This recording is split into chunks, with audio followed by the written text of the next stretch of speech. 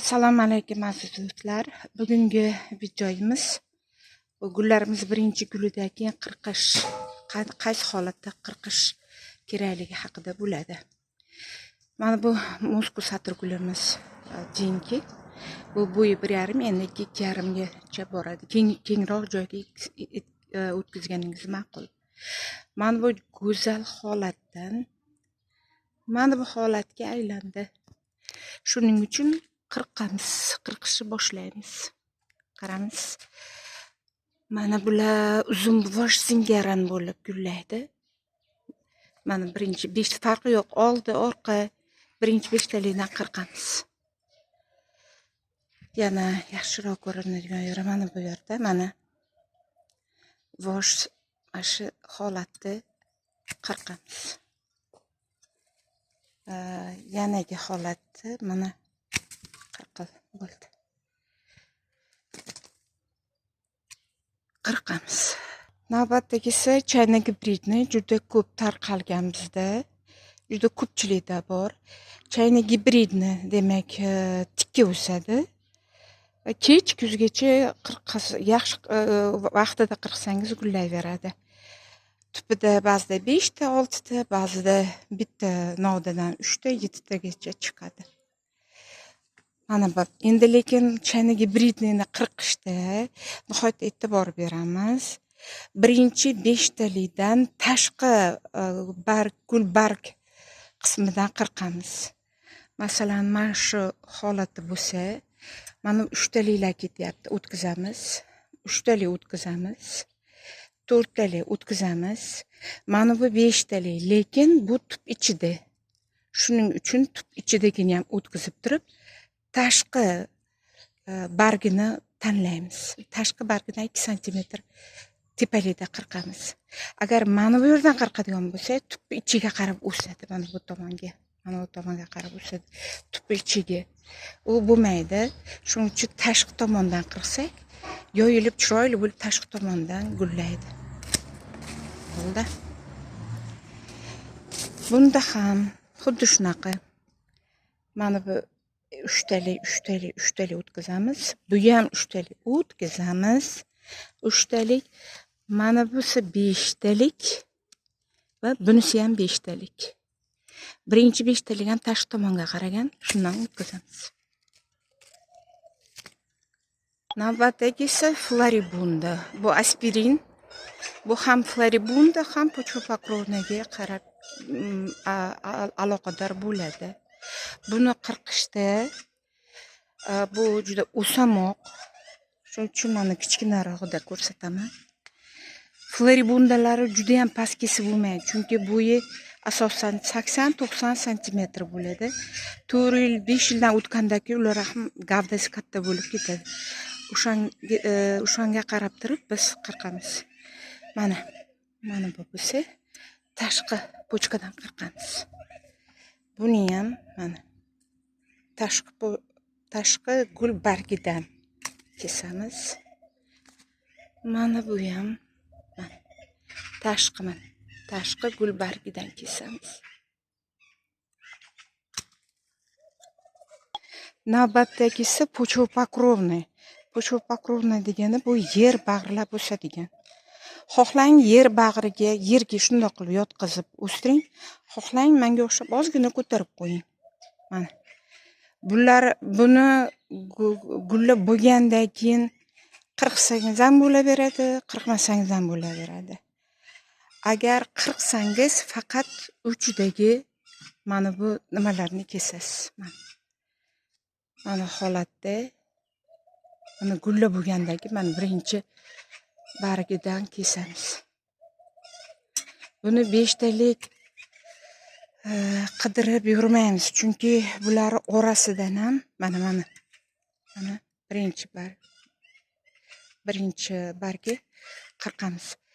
Chunki buni orasidan ham agar qirqmasangiz, mana bu gullari orasidan, manilardan ham keyin shoxchalar chiqib gullayveradi. O'shaning uchun xohlang qirqing. Xohlang gullab bo'lgandan keyin mana bu bunday qilib olib tashlang. Shunday qilib. Bo'ldi. Bunday qilib ko'proq gul bo'lish xohlayman, maydaroq bo'lsa ham desangiz, o'sha qilib qo'lingizda chimchib olib tashlasangiz ham bo'laveradi.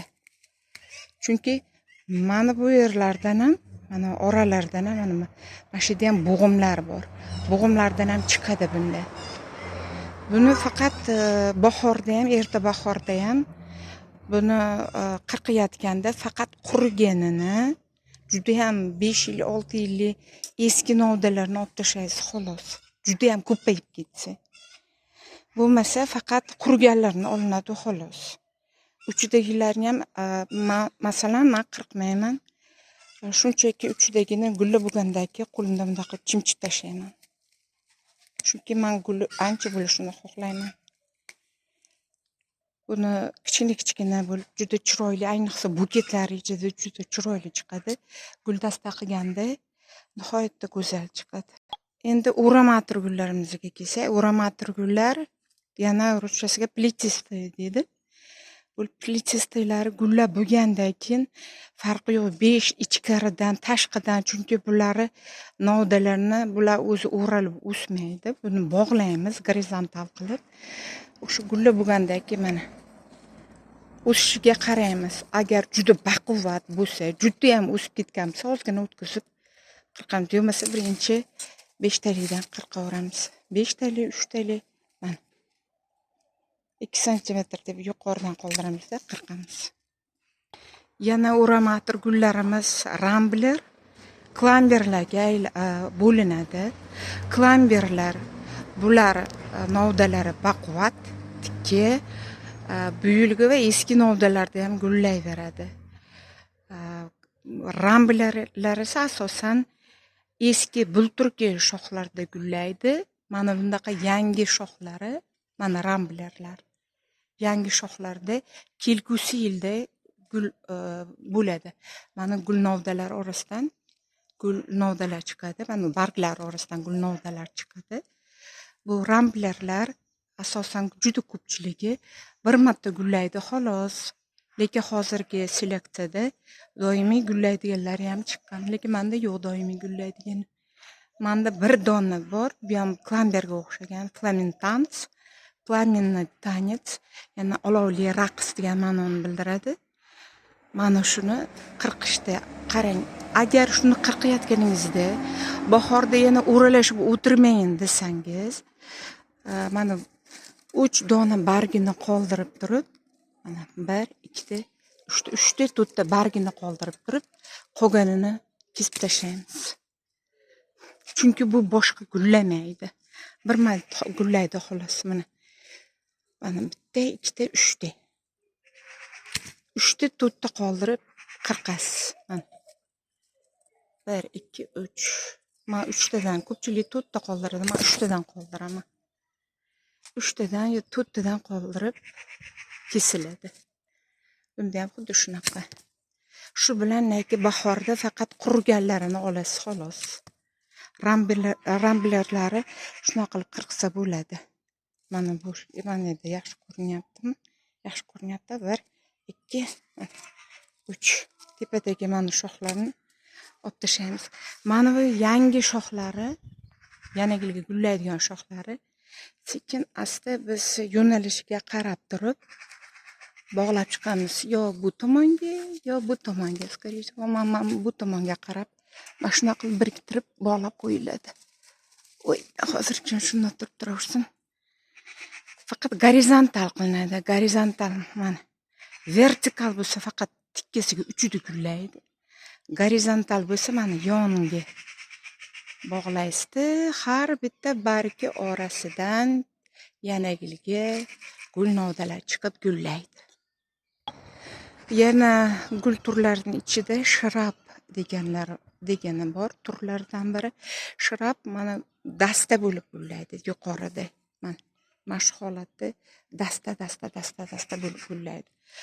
Agar bu ochilib bo'lgandan keyin tagidan butunlay mana 5 ta bargini topib, tashqi tomondan ichki bargi, mana tashqi bargi.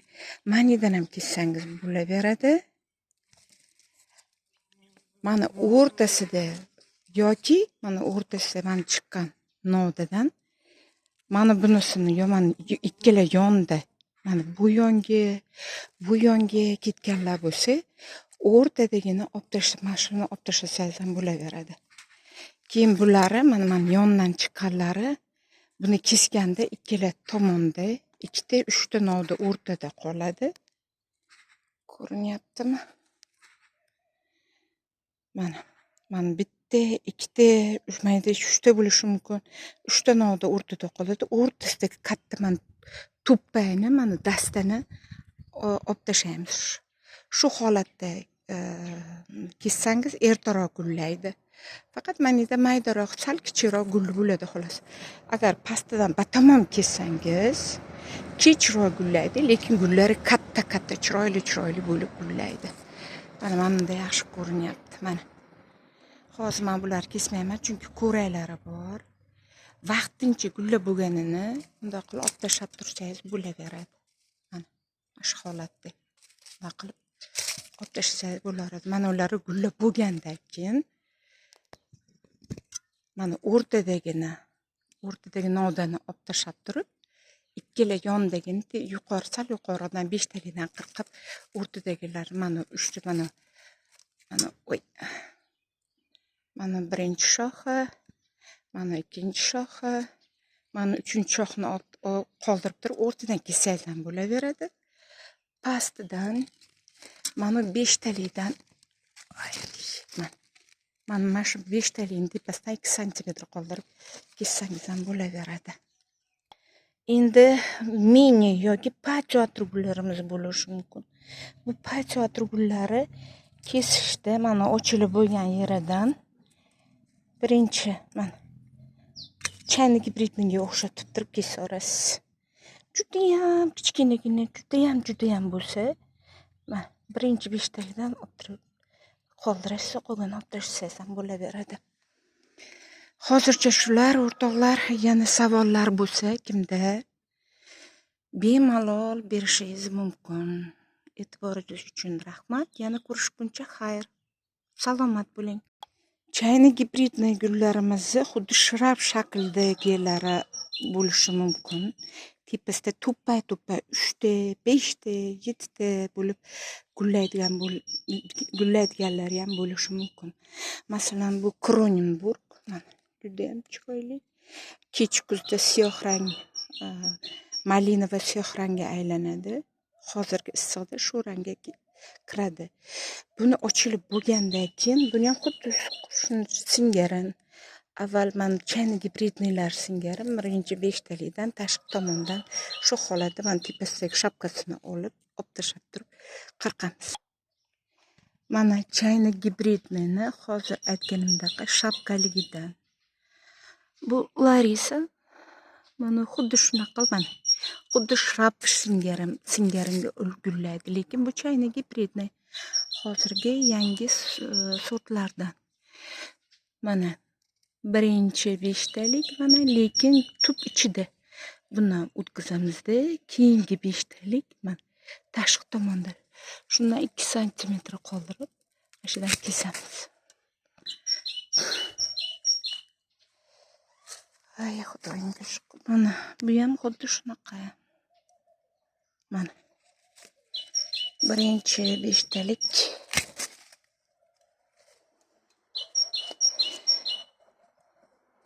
Birinchi 5 talik. Xohlang yuqoriroqdan kesing, xohlang pastroqdan kesing. Yuqoriroqdan kessangiz balandroq bo'ladi, pastroqdan kessangiz sal keyinroq bo'ladi, lekin katta gullaydi. Rahmat e'tiboringlar uchun. Salomat bo'linglar.